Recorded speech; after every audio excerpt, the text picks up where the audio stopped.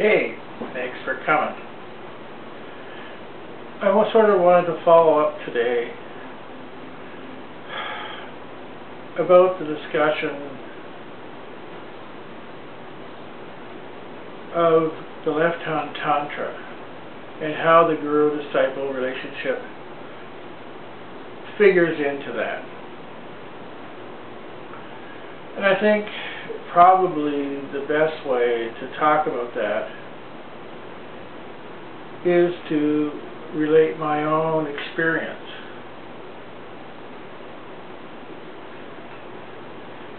And contrast it with what I've seen in the Hindu population and their approach to the guru. There's a definite, distinct difference between how the Americans approach the idea of a guru and the Indian culture in general.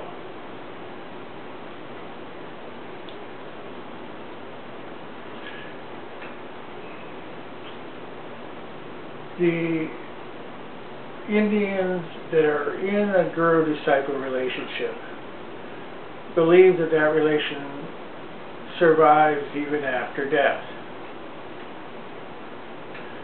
And so they believe also that their guru can do no wrong. Now we know that that's not quite correct here. I have seen many examples where Indian gurus, including my own, have made mistakes.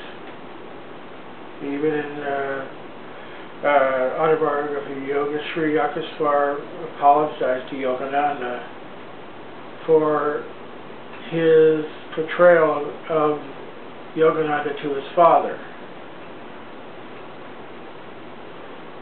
So there is issues with the guru being right and wrong, but the Indians tend to go along even when logic tells them there's something wrong. Of course, finally, like in the case of Nityananda, they got very irate when they figured out that he had misled them and was actually doing something he shouldn't have been.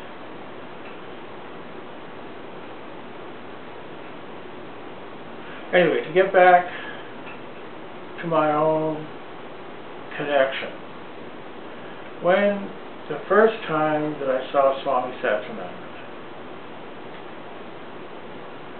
I was in a state where I wanted to have a spiritual experience, and I did.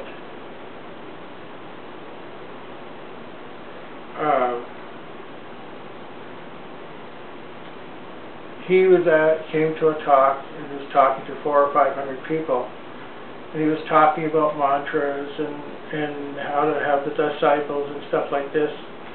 And and during that talk, he said, "You know, I'm going to show you or give you a mantra right now." And he did. He says, "Now, has that made you enlightened?" Well, I took that mantra and I used it.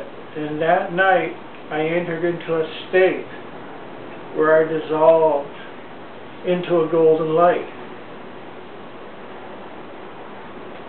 And I would periodically come out of it and be in this retreat center in New York and then go back into the light. So this is an extraordinary experience for me.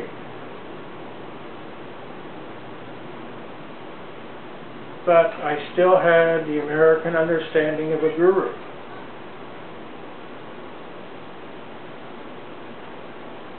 Not the Indian one, not the American one, but somewhere in between.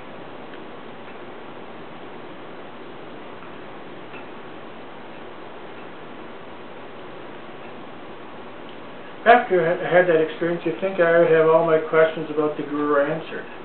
That wasn't really it.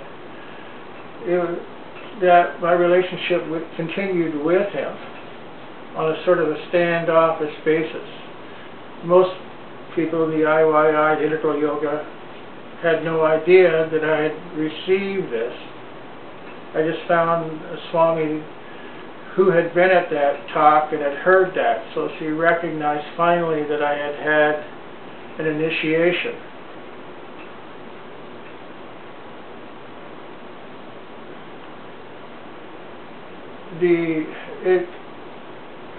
Some time went on, and actually I went away and became a head of a temple organization for the Temple of Cosmic Religion here in Los Angeles area with Sant Shivadas, who had actually, I'd met him through the Integral Yoga. So here you have this dichotomy. My mass contact with Satchidananda was in 2001 when I was going to the Kumbh Mela. And met him at a halfway house. He was coming out of the halfway house, having had lunch, and we were going in. He had been to the Kumbh Mela. We were going to the Kumbh Mela.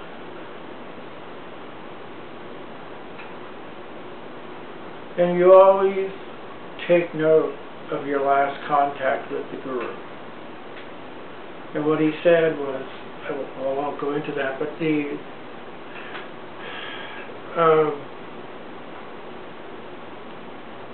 but this started me on another. I'd left the temple by then, on another cycle of that relationship,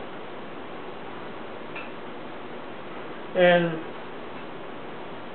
I think finally what made all the difference for me, I said, well, and he died, so after he died, I said, well, if I accept him as he is, and the principle, and I enter into that,